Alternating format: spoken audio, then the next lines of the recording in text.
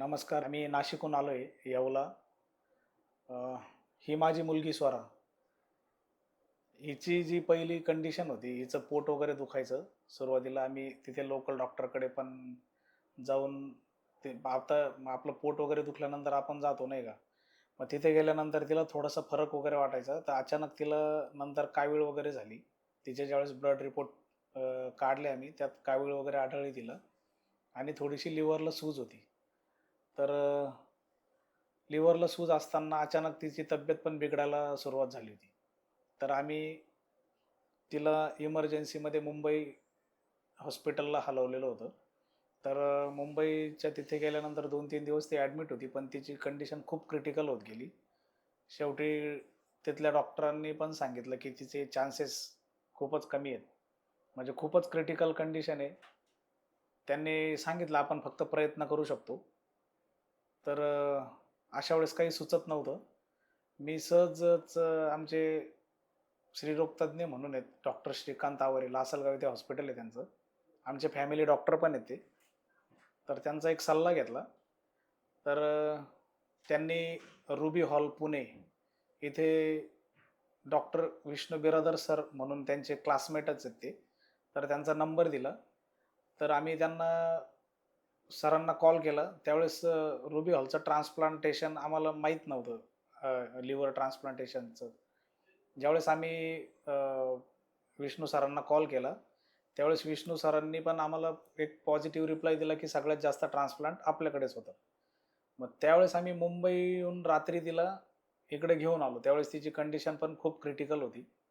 Critical condition असताना विष्णू सरांनी अगोदरच इथे तयारी करून ठेवलेली होती, पेशंट येण्याच्या अगोदरच. ज्यावेळेस आम्ही इमर्जन्सीमध्ये तिला घेऊन आलो, तिथे ऑलरेडी स्टाफ अवेलेबल होता.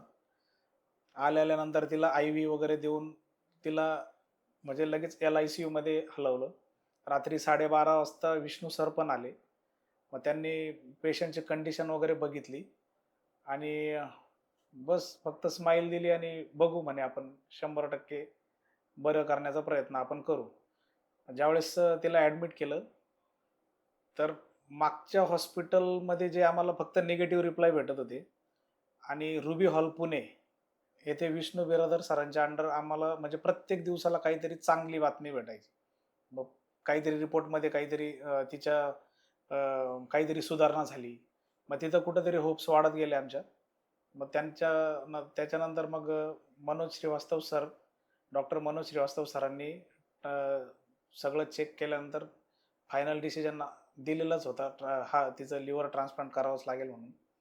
मग तिचं मनोज सरांनी लिव्हर ट्रान्सप्लांट केलं. ही माझी मिसेस आहे सोनाली शिंदे. ही डोनर आहे.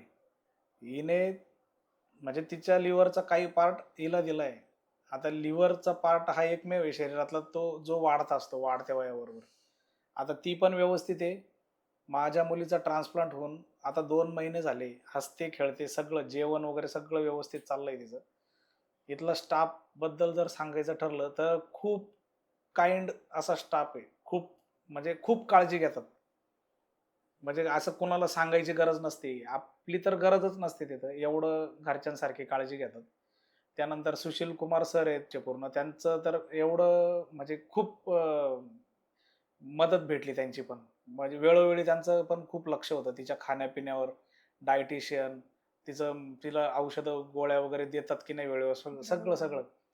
स्टाफच असा आहे की त्यांना सांगायचीच गरज नव्हती. त्यानंतर विष्णू सरांचे पण म्हणजे ज्यावेळेस ती ॲडमिट होती, 2-3 चक्कर आणि असं ओरली पण त्यांचं एक माहिती घेण्याचं हे चालूच असायचं. बाकी एकदम मजेत आहे आता माझी मुलगी पण. आणि कसं वाटतं बाळा तुला सांग? बरं वाटतं. आता पोट वगैरे काही दुखतं तुझं? नाही. ओके.